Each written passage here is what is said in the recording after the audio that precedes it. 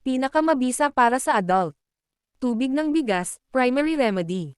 Bakit epektibo? Pinatitigas ang dumi at pinapakalma ang bituka.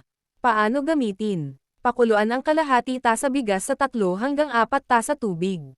Salain, palamigan. 1 tasa tuwing 3 hanggang 4 oras hanggang hamupa. Tiyaan ng dahon ng bayabas. Bakit epektibo? Antibacterial, pinipigil ang pagdami ng mikrobyo. Paano gamitin? Pakuluan 5 hanggang 7 dahon sa 2 tasa tubig. Palamigan at salain. Kalahati tasa, 2 beses sa isang araw. Salabat, luya tea. Bakit epektibo? Pampawala ng kabag, hilo, at pulikat ng tiyan. Paano gamitin? 1 hanggang 2 hiwa ng luya dagdag 1 tasa tubig. Pakuluan 10 minuto. 1 tasa, 2 hanggang 3 beses sa isang araw. Saging dagdag lugaw, brat style. Bakit epektibo? May potassium at madaling tunawin. Paano gamitin? Kumain ng 1 hanggang 2 hinog na saging. Sabayan ng lugaw, walang mantika at pampalasa. Homemade oats, napakahalaga. Bakit epektibo? Iwas dehydration. Paano gamitin? 1 litro malinis na tubig.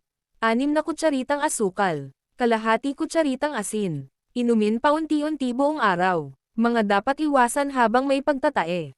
Kape, alak, soft drinks. Mamantika at maanghang. Gatas at cheese. Hilaw na pagkain. Magpatingin agad kung may dugo o itim ang dumi.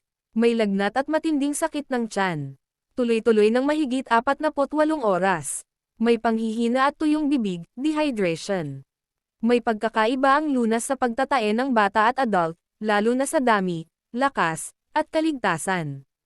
Pagkakaiba ng pangbata at pang-adult. Para sa bata, mas banayad lang ang ibinibigay. Mas konti ang dami. Iwas sa matatapang na herbal. Mas mabilis ma-dehydrate. Ligtas sa bata. Oats, pinaka-importante. Tubig ng bigas, saging, lugaw. Hindi inirerekomenda sa bata. Maraming luya. Tiyaan ng bayabas, lalo na sa sanggol. Kape o herbal na hindi sigurado. Para sa adult, pwede ang mas matapang na herbal. Mas malaking dami. Mas kayang tiisin ng tiyan.